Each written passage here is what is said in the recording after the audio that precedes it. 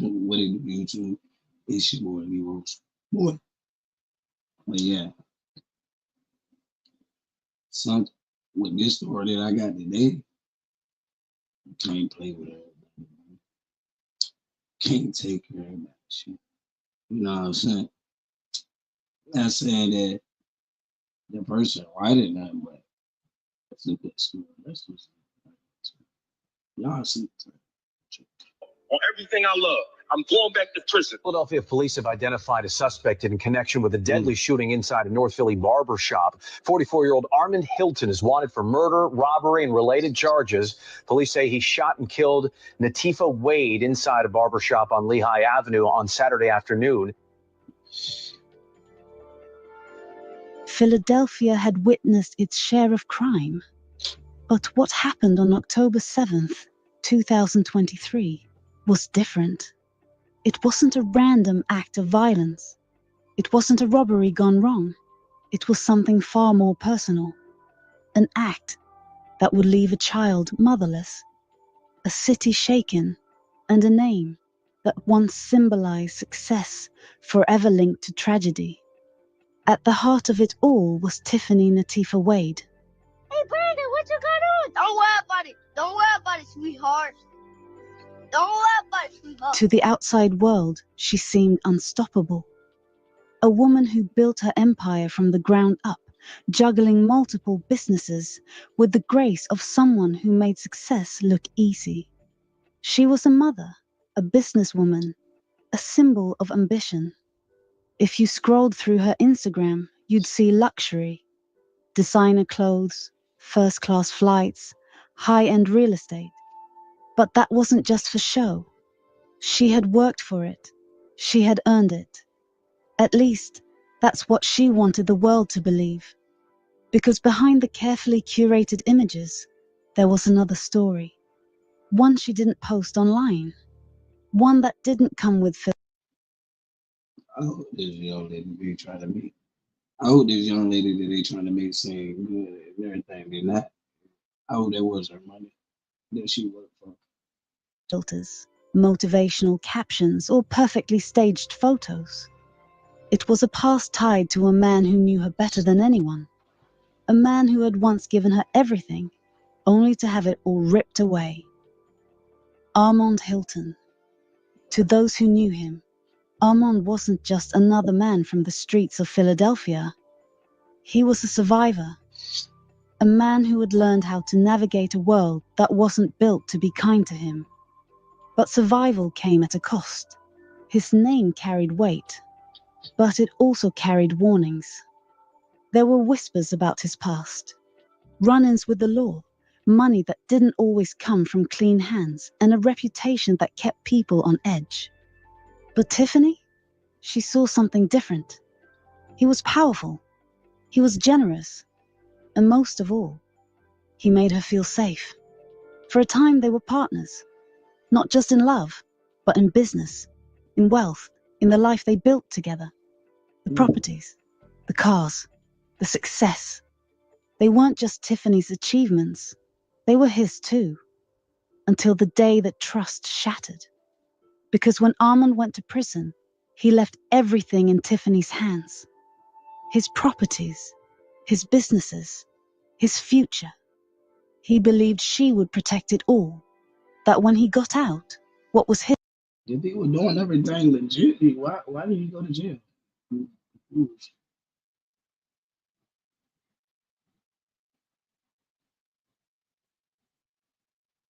would still be waiting. But people change when power shifts. By the time he was free, Tiffany had made her decision. The properties were no longer his. The businesses no longer belonged to them. And the woman he once trusted had moved on. Not just from him, but into a new life, a new marriage, a new reality where Armand Hilton no longer had a place. That kind of betrayal, it doesn't go unnoticed. And on that October afternoon, as Tiffany walked into a North Philadelphia barbershop with her young son, she had no idea that the past she had erased was about to come back for her. Because Armand wasn't the kind of man to forget. and he certainly wasn't the kind of man to forgive. When Armand Hilton was sent to prison, he did something few men in his position would dare. He handed over everything. Not just a little money to keep her afloat. Not just a car or a few small investments. Everything. He placed every property, every bank account, and every business asset into Tiffany Natifa Wade's name.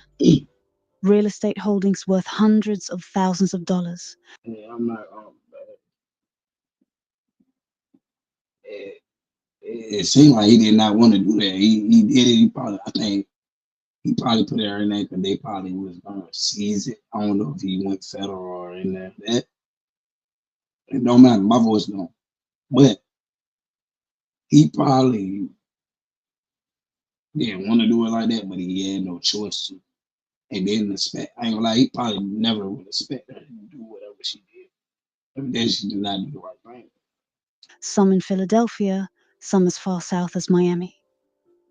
Homes, rental units, assets that, for years, had been the fruits of his labor, some legal, some not. And he did it with one thing in mind: trust. To him, it wasn't a question of whether Tiffany would hold on to them. Of course she would. He was her man, her provider. He had given her a life most women only dreamed of.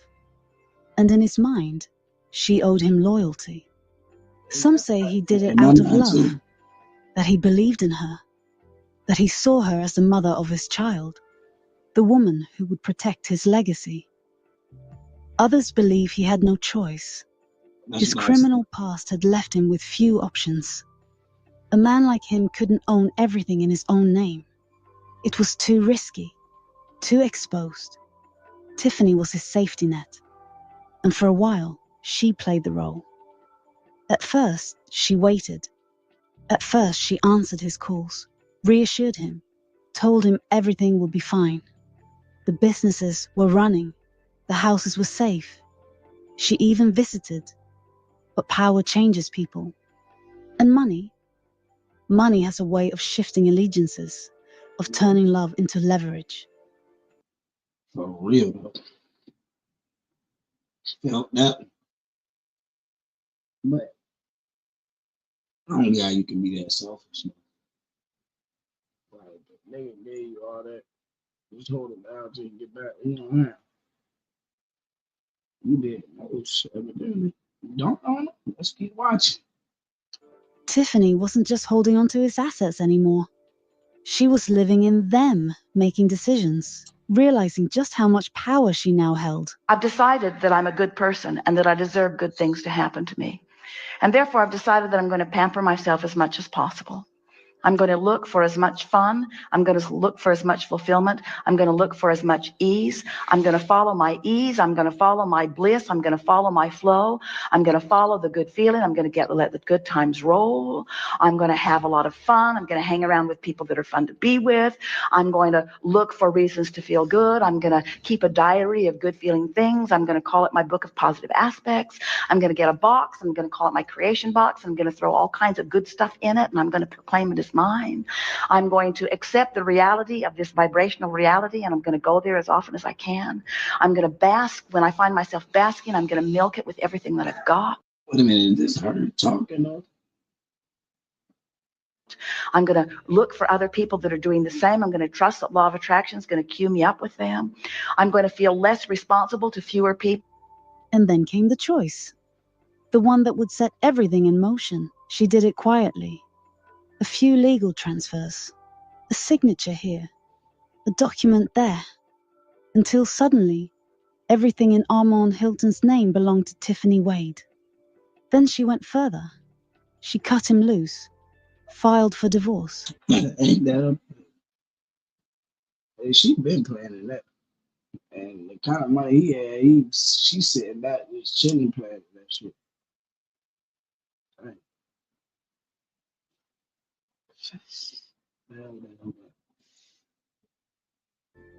And as if that wasn't enough, she didn't just move on. She married another man. Damn. While Armand sat behind bars, she was living the life he had built. The properties he thought would wait for him were now fueling her success. The businesses, once under his watch, were now hers alone. And Tiffany didn't just live well, she flaunted it. She wore it on her sleeve, posted it on her Instagram, traveled, dressed in luxury, flashed designer handbags, sat courtside at basketball games, and lived as though Armand Hilton had never existed. By the time he was released, Armand wasn't just a free man. He was a man with nothing. Damn. No properties, no businesses, No, no home to return to. And worst of all, no. I hope he ain't do that to her, but she a good one though. It's like you did that and then threw it in his face. It ain't like you built nothing. Like you were control. It was gone. And when a man like Armand loses everything, he doesn't just walk away. What would you do if someone took everything you built? Not just your money. what would y'all do? I can't even say what I do. I have to go off when it happened. Real. What would y'all do? But your power, your future, your very identity. Armand Hilton had built an empire. The businesses, the properties, the wealth. It was all supposed to be waiting for him when he walked free. Instead, it was gone, signed away, replaced, as if he had never existed. He had two choices. Yeah, somebody told her to do that. She must thought he won't never come home or something.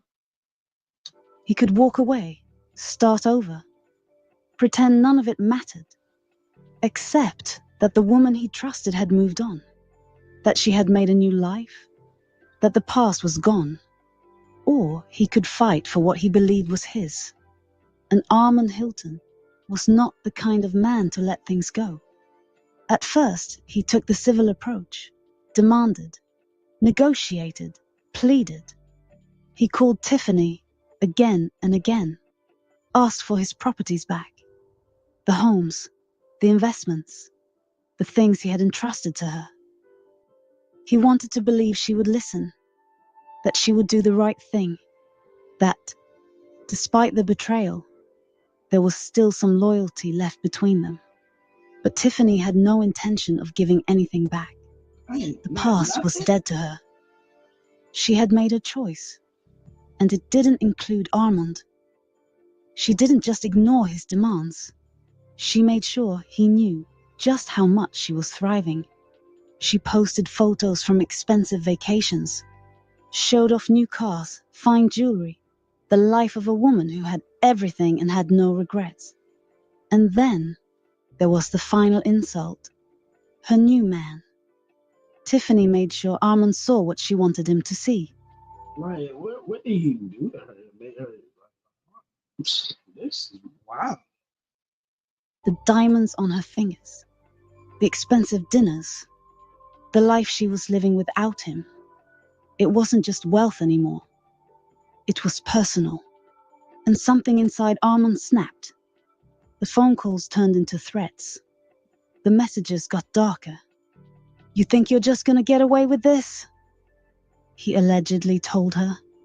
But Tiffany, she wasn't afraid. She didn't believe he could touch her. She even recorded the threats, posted them, laughed at them. To her, Armand was just another man who couldn't handle being replaced. But what she didn't realize was how much Armand had lost.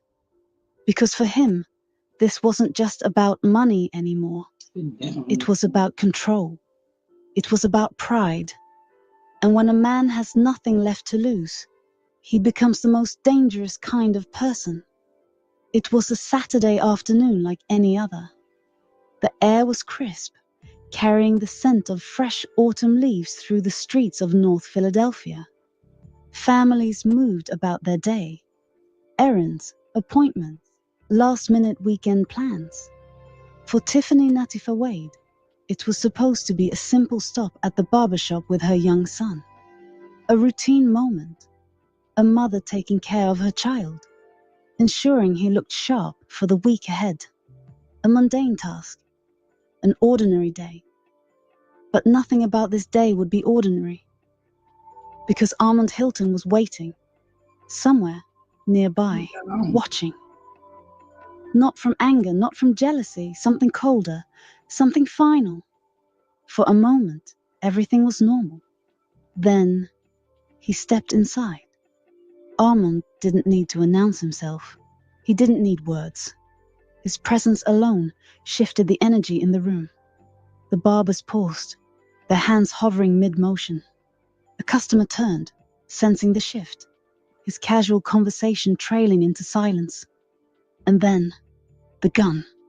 There was no argument, no shouting, no warnings. Just the sound of steel being pulled from his coat. Then, 2 gunshots. The first struck her in the torso, sending her staggering backward, the breath leaving her lungs before she could even scream. The second, the head. Her son watched. The room erupted into chaos.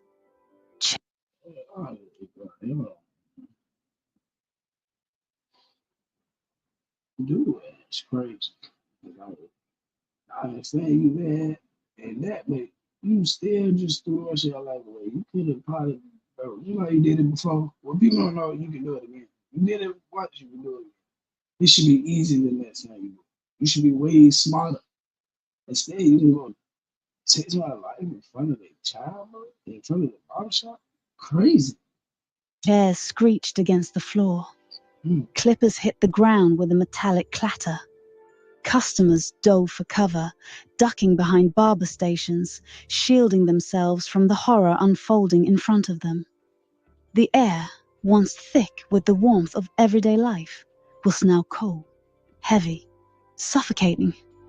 Tiffany crumpled to the floor, her body still, her world ended. Her son's voice split through the silence, a scream filled with a kind of fear no child should ever feel. And just as fast as he had arrived, Armand was gone. No hesitation, no second thoughts. Gone. Out the door, into the street, vanishing into a city that already knew his name. Philadelphia was no stranger to crime. But this was different. This wasn't a case of a street dispute gone too far, or a robbery turned deadly. This was something personal, something planned. A woman had been executed in broad daylight, in front of her child, in a place where she should have felt safe. And the man responsible? Gone. Within hours, news of Tiffany Wade's murder spread through the city like wildfire. A mother, a businesswoman, a life cut short. Conversations at dinner tables, barbershops, and social media feeds were filled with speculation. How could this happen? How could someone walk into a crowded barbershop, pull a trigger, and vanish into thin air? Law enforcement moved quickly. Surveillance footage, witness statements, patrols sweeping the streets. Every officer in the city knew the name Armand Hilton. A man with a history, a man with a motive, a man with nothing to lose. A manhunt began immediately. Police released his name to the public. Wanted for murder, armed and dangerous. His mugshot, plastered across news reports, shared on social media. You couldn't take it. I want to see what they did with his ass, though. Pinned to community bulletin boards. But here's the part that should unsettle you the most. To this day, he hasn't been found. Yes, you heard that right. It has been months. And the man who walked into that barbershop, pulled a gun, and ended Tiffany's life is still out there. How does that happen? In a world where every corner has a security camera, where cell phones track our every move, where one viral post can expose a person's location within minutes. How does a man just disappear? Some say he had help, that someone close to him gave him an escape plan, a car, cash, a way to slip past the grid. Others believe he never left Philadelphia at all, that he's hiding in plain sight, that people know where he is but are too afraid or too loyal to speak up. And then there's the question no one wants to ask, but everyone is thinking, will he strike again? Because one thing is clear, Armand Hilton didn't just run. He walked out of that barbershop knowing exactly where he was going. And that's the most chilling part of all. This isn't just a story about murder. It's a story about power, trust, and the consequences of betrayal. The kind that doesn't happen in an instant, but builds over time, twisting and hardening until it explodes in the most brutal way imaginable. Armand Hilton trusted Tiffany Wade with everything, his money, his businesses. I don't think he should have did that. I don't think he should have went to that barbershop and did that either. Yeah, but and I guess that's how they move. Man. But ain't no way that was just crazy. That was just crazy. You can't think you can just get away with everything with certain people. Like certain people not going for it. But I wouldn't be. I don't think I would. Everybody know who I am. Boy, you stupid. But they ain't catch me up. Sheesh. He rose. Boy.